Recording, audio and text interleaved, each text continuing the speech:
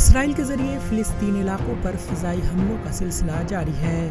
اس دوران 200 سے زائد افراد ہلاک جبکہ ہزاروں افراد زخمی ہوئے ہیں۔ ہلاک شدگان اور زخمیوں میں خواتین اور بچوں کی تعداد بہت زیادہ ہے۔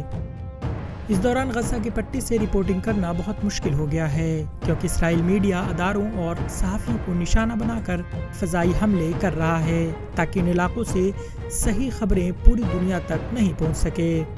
اسرائیل کے ذریعے غزہ میں واقع میڈیا دفاتر پر پہلا فضائی حملہ 12 مئی کو کیا گیا جب غزہ کی پٹی میں 10 منزلہ الجواہرہ ٹاور کو تباہ کر دیا گیا۔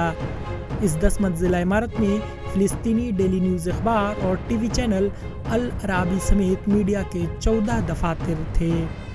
اسرائیل نے اس کے اگلے روز یعنی 15 مئی کو غزہ میں ایک دوسری کثیر المنزلہ عمارت کو نشانہ بنایا جس میں الجزیرہ اور امریکی خبر رساں ایجنسی ایسوسیٹ پریس سمیت دیگر بین الاقوامی میڈیا کے دفاتر بھی تباہ ہو گئے۔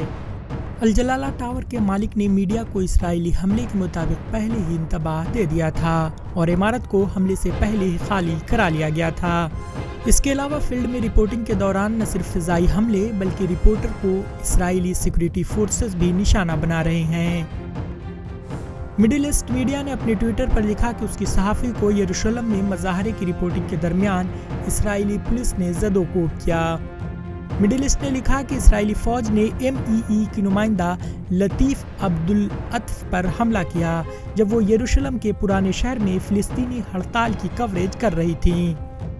رپورٹرز وداؤٹ بارڈر نے بھی میڈیا پر اسرائیلی حملے کی سخت الفاظ میں مذمت کی ہے اور کہا ہے کہ جان بوجھ کر میڈیا کے دفاتر کو نشانہ بنانا جنگی جرم ہے۔ تنظیم کا کہنا ہے کہ اسرائیلی پولیس جان بوجھ کر میڈیا کے اداروں کو تباہ کر کے نہ صرف نیوز نشریات سے متعلق آلات کو نقصان پہنچا رہا ہے بلکہ میڈیا رپورٹنگ میں بھی رکاوٹ پیدا کر رہا ہے۔ تنظیم کا کہنا ہے کہ وہ اسرائیلی حملے کے خلاف عالمی عدالت میں معاملے کو لے کر جائیں گے۔ Bureau report ETV Bharat.